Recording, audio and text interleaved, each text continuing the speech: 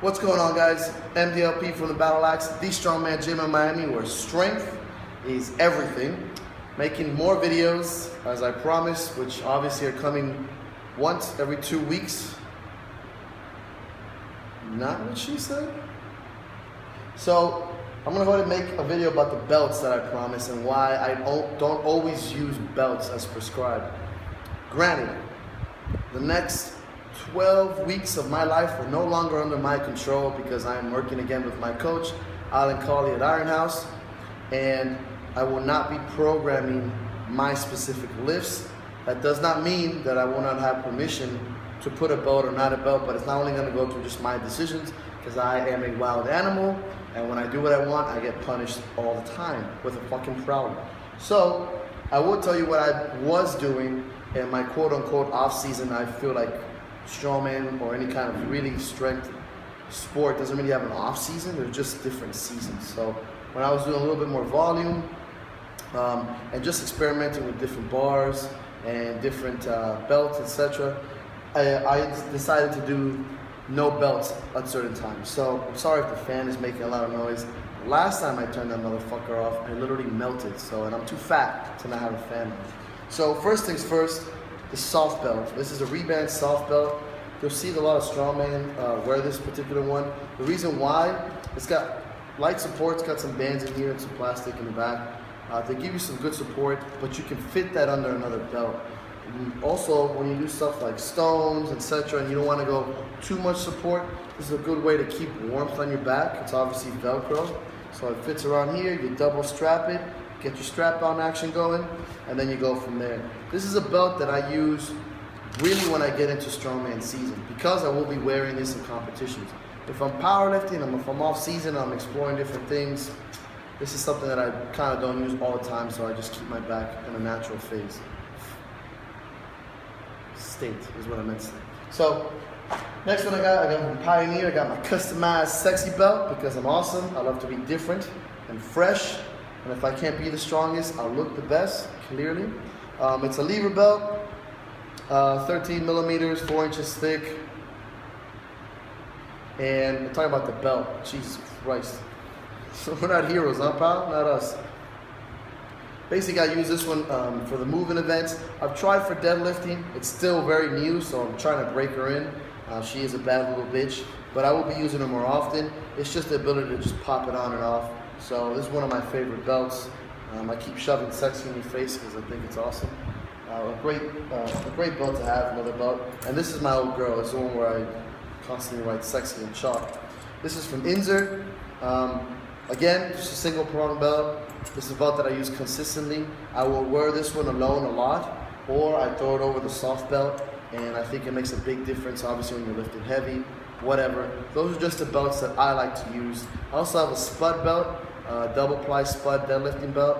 I don't feel like getting it, and I don't because I don't really use it. So it doesn't work well for me. I don't like the Velcro feeling. My fat ass always pops out of it. It's a good belt. I know a lot of people that wear it. I just don't like it. I've gotten really used to the stiff leather belts, and that's pretty much how it's going to roll.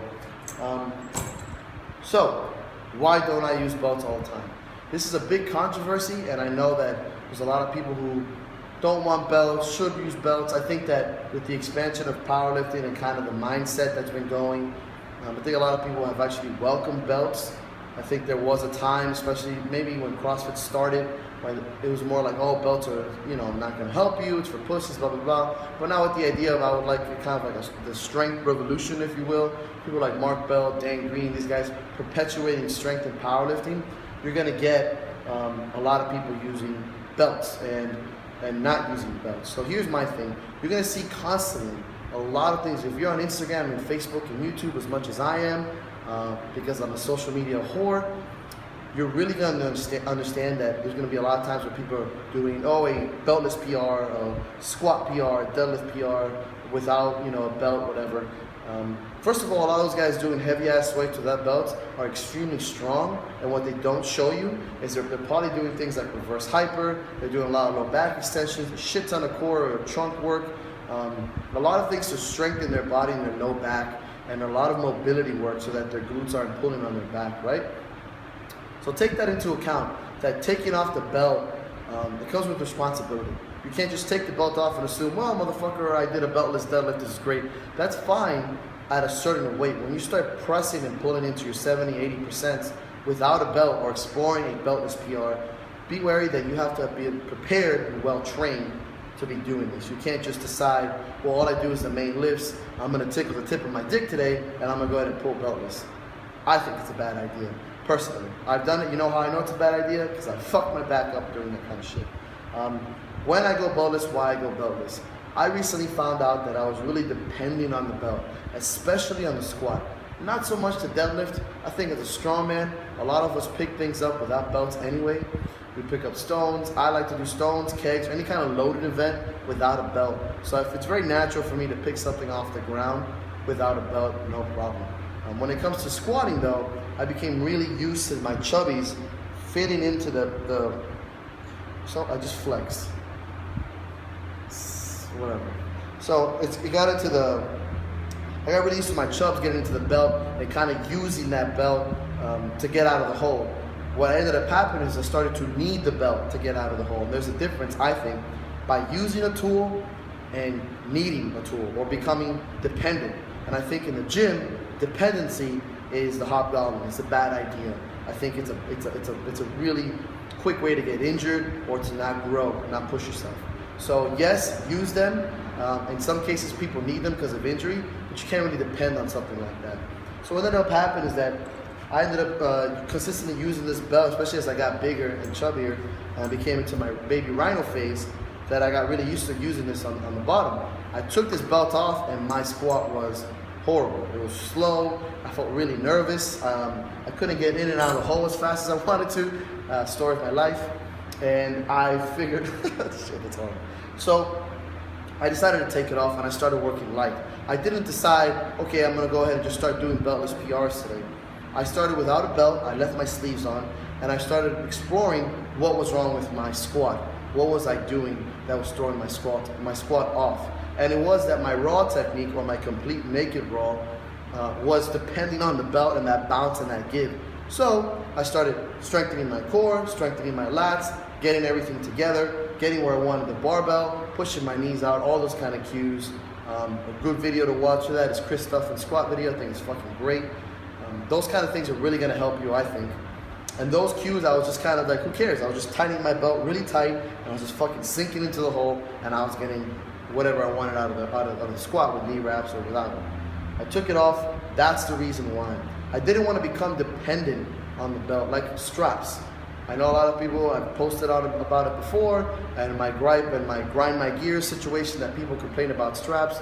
It's okay to use them. It's not okay to become dependent on them. In my sport of strongman, we can use them in competition, so you'd be a fool not to learn how to use them, how to get used to them, etc. It also saves our biceps, but I'm getting off topic. I'm gonna get sassy about it. Maybe I'll make a video about it later.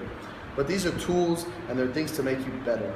What I don't think is good is to become dependent. What should I suggest to you if you're not gonna use the belt? If you are gonna use it, after 70-75% of your estimated 1 rep max, that's when I start throwing the belt on. And or when you honestly start to feel instability in your back, or if you're kind of beat up or banged up. Based on feel, based on percentage, or both of those combined is a good way for you to understand how to use the belt or when to use it. Confide in your coach, look at your notes, look in your diary, etc. When not to use it and how not to use it, in my opinion, build your strength first around it. Get all those weaknesses out of there. I was fortunate enough that when I was squatting, I was going very light. So I went beltless first with like mid 300s, low 400s without a belt, and eventually without knee sleeves, just to gain confidence again. And I realized that I had a lot of muscle imbalances, so I started working them, got better. Now when I use the belt, I feel fantastic. I continue to use the belt. I didn't ditch it at all. Strengthen those weaknesses, look into that first, start doing like unilateral movements, obviously core work, etc. and find out your weaknesses and explore them. So after that, gradually build into it. Maybe do 4 sets of 5, 5 sets of 5, sets of 6, 7, 8, maybe some triples for speed, but be wary that most of this stuff should be done either with somebody there spotting you or at least filming yourself so you see how you're kind of imbalanced. So I hope that answers the question of the beltless idea of how I train it, how I give it to my clients. take away that dependability, kind of strengthening their bodies and their minds and their mind-body connection, so they realize that, man, maybe their shit isn't as tight as it needs to be. I feel like that's a what she said joke, but I don't know if I want to throw it in there at the end. So I hope that helps. Guys, if you have any questions, obviously keep them coming. It's really, I really appreciate that shit. It makes my my personality feel a lot better. And I hope that helps, and thank you.